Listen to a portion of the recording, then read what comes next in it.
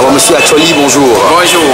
Alors avant de revenir sur le sujet de ce matin, c'est-à-dire la comparution des membres du CST à la barre, dites-nous, vous avez sorti un communiqué par rapport au dossier commandant Olivier Ama, selon lequel des mains noires sont en train de tout organiser pour que le commandant reste encore en prison. Qu'en est-il exactement? Oui, vous savez, on n'en finira jamais de dénoncer cette cabale politico-judiciaire. Et dès l'arrestation de notre président, nous étions convaincus que c'était une arrestation arbitraire et illégale parce que peu avant l'arrestation, pendant les périodes des incendies, nous avions certains renseignements qui faisaient état de ce qu'on devrait l'arrêter. On a voulu d'abord l'arrêter dans le cadre des incendies, donc ils en ont été dissuadés et après ils se sont saisis de l'interview.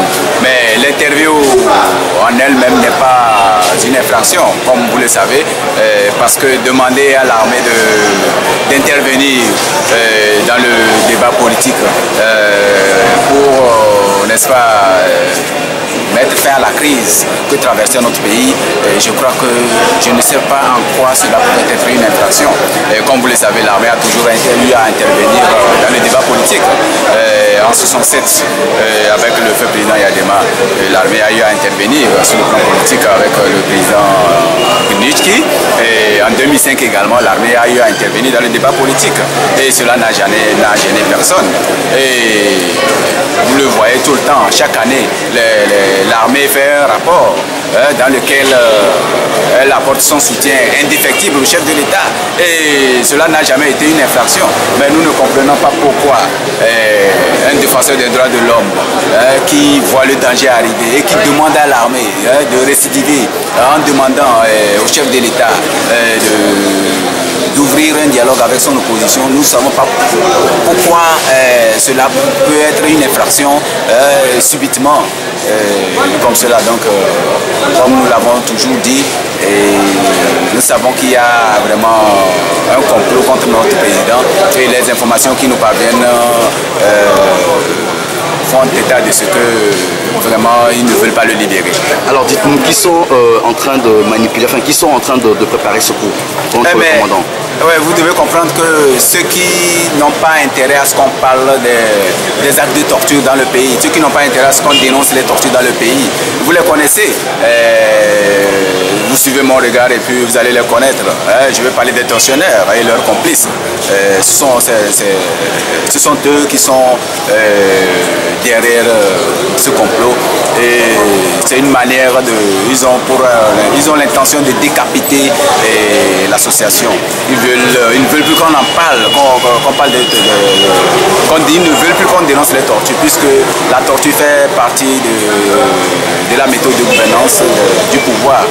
Donc vous comprendrez qu'ils ne vont jamais cesser de torturer. Alors comment se porte le commandant Olivier Ama? Non, moralement il va bien, mais comme vous le savez, les conditions de détention au Togo, vraiment, ça reste vraiment de la mer à boire. Et donc il s'en sort quand même. Et par la grâce de Dieu, il s'en sort. Il paraît que son dossier sera renvoyé devant le juge. Qu'en est-il? Bon, là, je n'ai pas véritablement, je ne sais pas véritablement ce qui se passe parce qu'entre-temps, il paraît que c'est le juge qui avait le dossier. Le dossier était parti en congé avec le dossier du commandant Ama exclusivement. Vous comprenez que même ces juges qui ont vendu leur âme pour leur ventre, ils se mêlent je ne sais même pas de ce qui ne les regarde pas. Je ne sais pas de quel droit ce juge a pour maintenir, pour garder le dossier de quelqu'un, même en partant en congé, c'est qu'il a intérêt dans cette affaire.